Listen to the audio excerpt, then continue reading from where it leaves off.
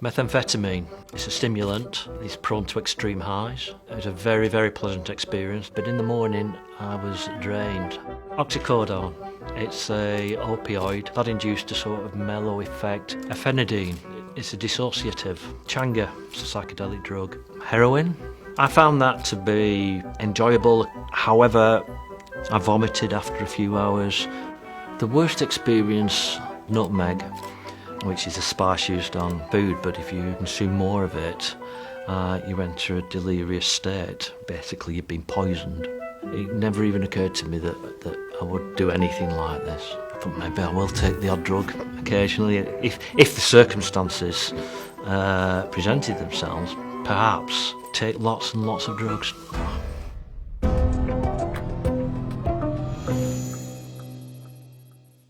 I'm Dominic Milton-Trott. Over a 10-year period, I self-administered 157 different psychoactive drugs and wrote a book called The Drug User's Bible, documenting the vital safety information for each. I led a relatively normal life. Got a job as a programmer, worked for a bank, started an internet company, a startup. Eventually got to that time of life where I started reflecting upon there's got to be more to living than this. I was asking fundamental questions about the nature of life and reality, and that's what led me into researching psychedelics.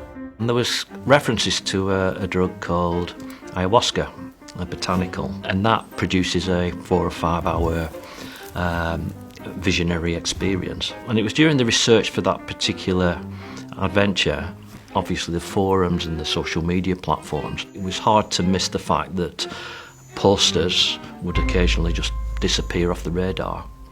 They'd made a mistake and they died. And that's when it started to occur to me that there's a real problem here.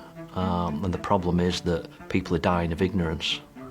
They're dying because they're making fundamental mistakes. It was so obvious that this was a lack of fundamental access to data, safety data, and if I could actually make something more fundamental and deeper, like a book, it might make a difference and save some lives. It was then a case of what drugs are people taking? What are the popular drugs? The Drug User's Bible includes the onset time, the duration, appropriate dosage, and anything else which might be central to mitigate and reduce the risk of users.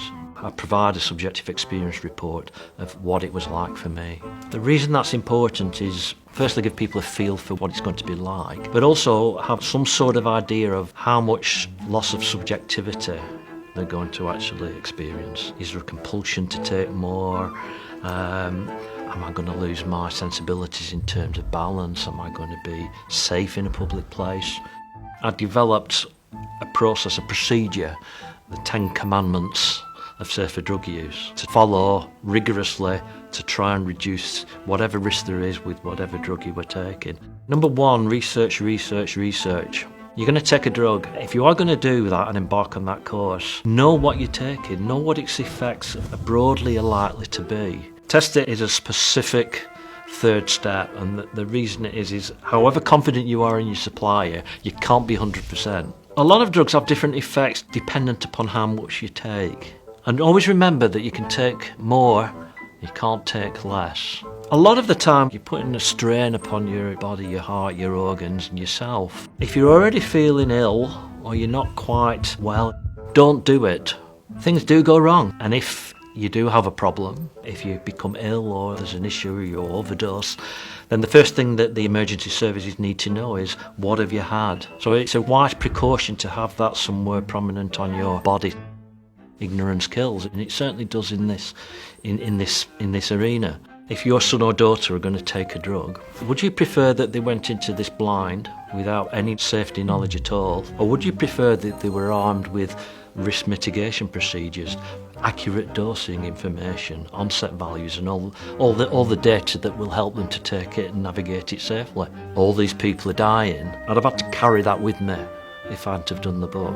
That was the entire objective of the book, and I know to some degree it's been successful, but obviously there's huge potential for it to save a lot more lives. Thanks for watching. For more dope science content, check out our website and follow Freethink for more great videos every week.